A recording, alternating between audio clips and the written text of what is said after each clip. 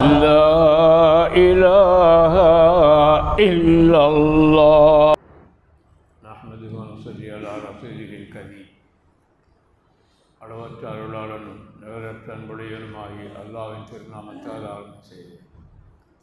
அன்புக்குரிய பெரியவர்களே, அல்லாஹ் தஆலா கூறுகிறான், கொல் நபியே நீங்கள் சொல்லுங்கள், தஆலவ் அத்லு மா ஹர்ரம ரப்புக்கும் அலைக்கும், உங்களுடைய இரட்சகன் உங்களுக்கு எதையெல்லாம் ஹராமாக்கி வைத்திருக்கிறானோ அதை நான் ஓதி காட்டுகிறேன், வாருங்கள் என்று நீங்கள் சொல்லுங்கள் என்று சொல்லி அந்த ஹராமானவைகளை எல்லாம் பெருமானவர்கள் பட்டியலிட்டு காட்டினார்கள்.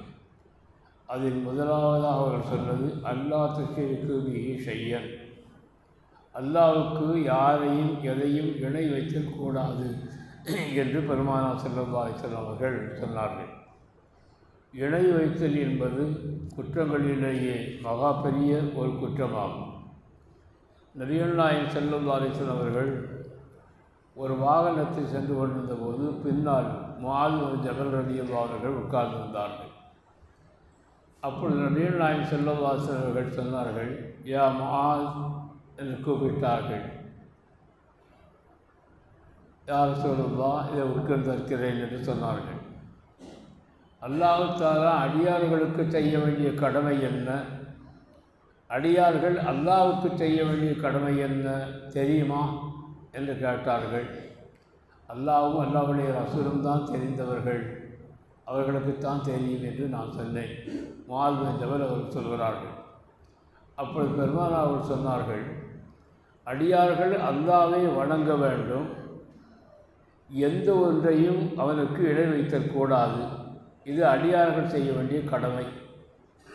அப்படிப்பட்ட அடியார்களை எந்த வேதனையும் செய்யக்கூடாது, இது அல்லாஹ்வுக்குள்ள கடமை என்று பெருமானார் ஸல்லல்லாஹு அலைஹி வஸல்லம் அவர்கள் சொன்னார்கள். எனவே எந்த வணக்கங்கள் நாம் செய்தாலும் அது இணை வைத்தல் இருக்கக்கூடாது, தூய்மையான முறையில் அல்லாஹ்வுக்கென்றே அந்த வணக்கம் இருக்க வேண்டும். இணை வைத்தல் என்பது மிகப்பெரிய குற்றமாகும்.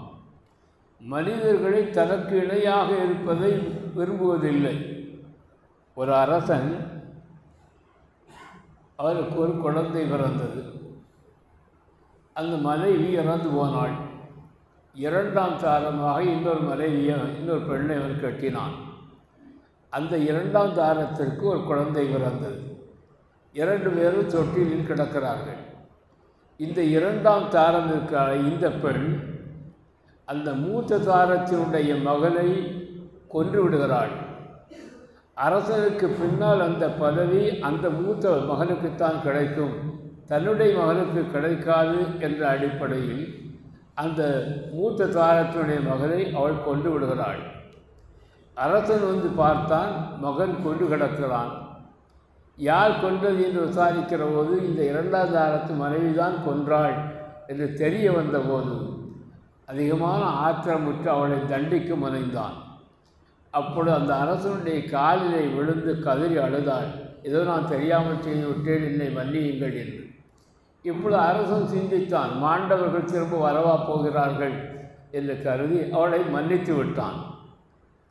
பிறிதொரு தடவை வீட்டிற்கு அவன் வந்தபோது அவனுடைய படுக்கையில் தன்னுடைய இரண்டாம் தாரத்தோடு இன்னொருவனும் படுத்திருப்பதை கண்டான்.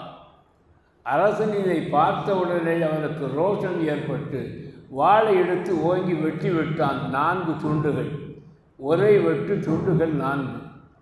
இப்பொழுது நாம் சிந்திக்க வேண்டும், மகனை கொன்ற ஒரு பெண்ணை கூட அவன் மன்னிக்க முன் வந்தான். ஆனால் தனக்கு இணையாக படுக்கையில் ஒரு மனிதன் படுத்திருப்பதை பார்த்து எந்த சிந்தனையும் இல்லாமல் அவன் வெட்டி வீழ்த்தி விட்டான்.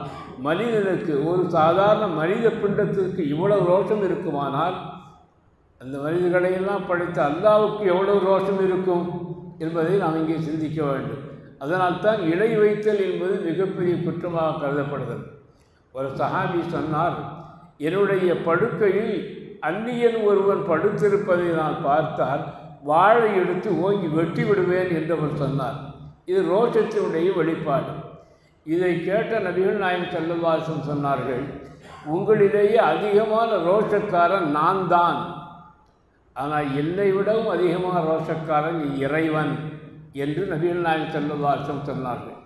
எனவே மனிதனுக்கு இவ்வளவு ரோஷம் இருக்கிறது என்று வைத்துக்கொண்டால் இணை தனக்கு இணையாக ஒருவன் வருகிறான் என்பதை மனிதனாலேயே பொறுத்து கொள்ள முடியவில்லை என்று வருகிற போது இணை வைத்தல் தனக்கு இணையாக இன்னொருவரை மனிதன் ஆக்கி கொண்டால் இறைவனுக்கு எவ்வளவு ரோஷம் இருக்கும் என்பதை இங்கே சொல்லப்படுகிறது. எனவே தான் இணை வைத்தல் என்பது மகாபெரிய குற்றமாக கருதப்படுகிறது. அதைத்தான் அல்லாஹ் தஆலா முதலில் சொல்கிறான். ஒரு 10 காரியங்களை அல்லாஹ் தஆலா இங்கே சொல்கிறான். அதில் முதலாக சொன்னது அல்லாஹ்வுக்கு இணை வைத்தல் கூடாது. நீ நெருப்பிலிட்டு கரிக்கப்பட்டாலும் சரி, நீ கொலை செய்யப்பட்டாலும் சரி, அல்லாஹ்வுக்கு இணை வைத்தல் கூடாது என்று அல்லாஹ் தஆலா சொல்கிறான். எனவே நாம் வணங்கக்கூடிய எந்த வணக்கங்களாக இருந்தாலும் எந்த செயல்களாக இருந்தாலும் அல்லாஹ்வுக்கென்றே செய்ய வேண்டுமே தவிர மற்றவர்களுக்காக என்று செய்யக்கூடாது, அந்த இணை வைத்தல் கூடாது என்பதை நமக்கு இங்கே அறிவுறுத்தப்படுகிறது. அடுத்த ஹதீஸுடைய விளக்கத்தை இன்ஷா அல்லாஹு தஆலா நாளை தினம் பார்க்கலாம். அல்லாஹு தஆலா அனைவருக்கும் நல்லவர் பாலிப்பான். பிஸ்மில்லாஹிர் ரஹ்மானிர் ரஹீம். அல்ஹம்துலில்லாஹி ரப்பில் ஆலமீன். ஹம்தன் யுவாஃபி நிஅமஹு வ யுகாஃபி மஸீதா. வாஃபனா யா கரீம் யா ரஹீம் யா அல்லாஹ். அல்லாஹும்ம ஸல்லி அலா சய்யிதினா முஹம்மதின் வ அலா ஆலி சய்யிதினா முஹம்மதின் வ பாரிக் வ சல்லிம் அலைஹி. اللهم اغفر لنا ذنوبنا وخطايانا كلها يا رب العالمين. اللهم اعطنا عاقبتنا في الامور كلها واجرنا من خزي الدنيا وعذاب الاخره توفنا مسلمين والحقنا بالصالحين. صل على النبي المصطفى محمد وعلى اله وصحبه اجمعين برحمتك يا ارحم الراحمين. الحمد لله رب العالمين.